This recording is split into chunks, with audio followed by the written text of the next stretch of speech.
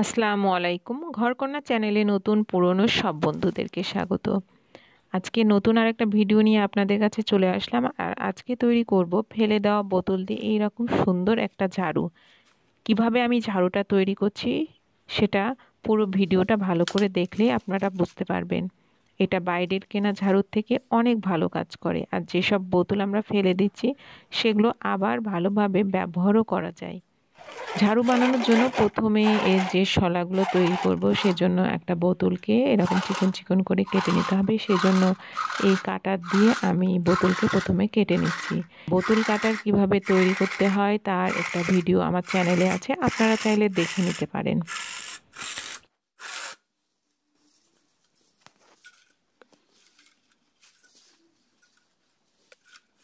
এরকমভাবে আমি বোতলটাকে কেটে নিলাম।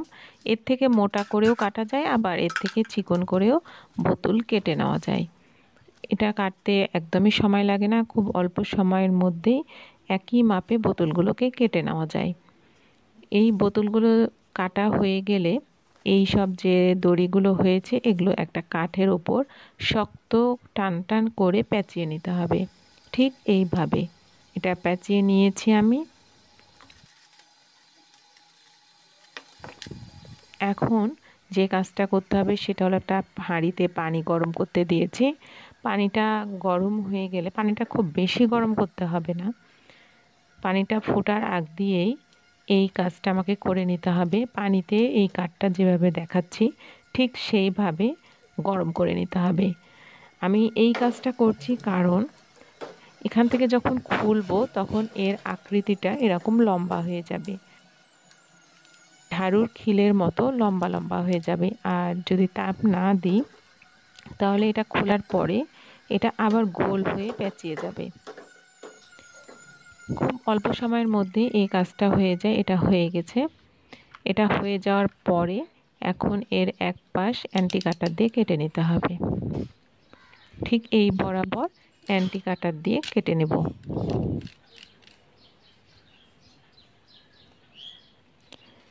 এটা কেটে নিয়েছি। এখন কাঠ থেকে এই প্লাস্টিকের যে শলাগুলো তৈরি করেছি সেটা আলাদা করে নিব।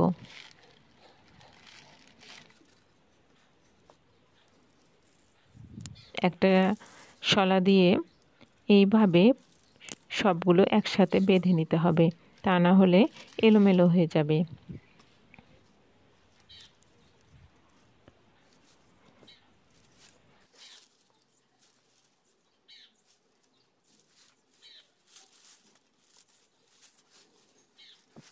এই দুইটা দিয়ে ঝাড়ু তৈরি করে নেব।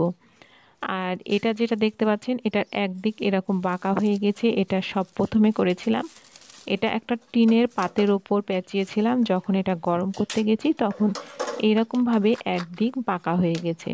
সেজন্য অবশ্যই আপনারা কাঠের ওপর সুতাটা ভালোভাবে টান টান করে আটকাবেন, তা না হলে যে কোনো টিন বা নরম কিছুর ওপর আটকালে এরকম বাঁকা হয়ে যাবে। এখন আরেকটা পেপসির বোতল নিয়ে এর মাথা, সামনের অংশ আর পিছনের অংশটা কেটে বাদ দিতে হবে। আর লাগবে এরকম স্টিলের একটা পাইপ। এর সামনে একটা কাঁটা আমি আটকিয়ে নিয়েছি।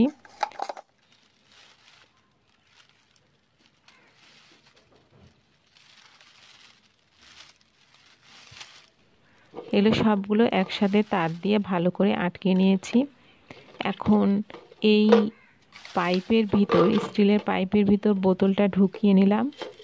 এখন এই জায়গাতে প্রথমে বোতলটা ভালোভাবে ঢুকিয়ে দিব।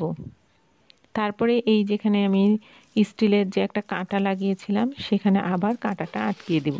এই যেখানে কাঁটাটা আটকিয়ে দিয়েছি, তাহলে এর মধ্য থেকে এই পাইপটা বের হয়ে আসবে না।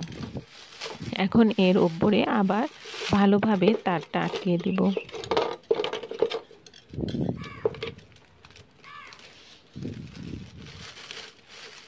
এই যে এই জায়গাতে তারটা ভালোভাবে আটকিয়ে দিব।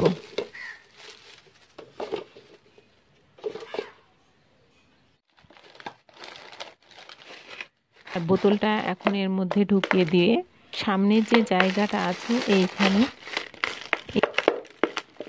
এই বরাবর দুইটা লোহার রড বা যে কোনো শক্ত কাঠ দিয়ে ভালোভাবে বেঁধে দিতে হবে। যে বন্ধুরা আমার চ্যানেলে নতুন ভিডিওগুলো প্রথম দেখছেন, ঘরকন্যা চ্যানেলটিকে সাবস্ক্রাইব করবেন। এর পাশে একটা বেল আইকন আছে, সেখানে প্রেস করলে অল লেখা আসবে, সেটা প্রেস করে দিলে আমার ভিডিওর নোটিফিকেশান আপনার কাছে সাথে সাথেই পৌঁছে যাবে। সাবস্ক্রাইব একদমই ফ্রি, এর জন্য আলাদা করে কোনো খরচ হয় না। যে বন্ধুরা সাবস্ক্রাইব করেছেন তাদেরকে অসংখ্য অসংখ্য ধন্যবাদ। এখন তাপ দিতে হবে। তাপ দিলে বোতলটা ছোট হয়ে ঝাড়ুর আকৃতিতে চলে আসবে। অল্প আঁচে সময় ধরে তাপটা দিয়ে নিতে হবে। এটা হেয়ার ড্রায়ার দিয়েও করে নেওয়া যায়। তাপ দেওয়া হয়ে গেছে, এখন লোহার যে রডটা লাগিয়েছিলাম সেটা খুলে নিব। এটা খুলে নিয়েছি, আর দুই পাশে যে উঁচু অংশটা আছে সেটা তাপ দিয়ে একটু ঠিক করে নিতে হবে। আর সামনে যে অংশটা আছে এরকম বাঁকা, সেটা কেটে নিতে হবে। কাটার জন্য এরকম মেশিনও ব্যবহার করতে পারেন, বা টাইলস কাটার মেশিন দিয়েও এটা কেটে নেওয়া যায়। দেখলেন তো, যেসব বোতল আমরা ফেলে দিই সেই সব বোতল দিয়ে কত সুন্দর ঝাড়ু বাড়িতেই তৈরি করে নেওয়া যায়। আর বাইরের কেনা ঝাড়ুর থেকে এটা অনেক বেশি ভালো। এসব ঝাড়ু দিয়ে বড় উঠান, ছাদ, এইসব জায়গা ঝাড় দিয়ে নিতে পারবেন। ভিডিওটা ভালো লাগলে অবশ্যই একটা লাইক করবেন, ভিডিওটা বেশি বেশি করে শেয়ার করবেন। আজকে এই পর্যন্ত। সবাই ভালো থাকবেন, সুস্থ থাকবেন। আল্লাহ হাফেজ।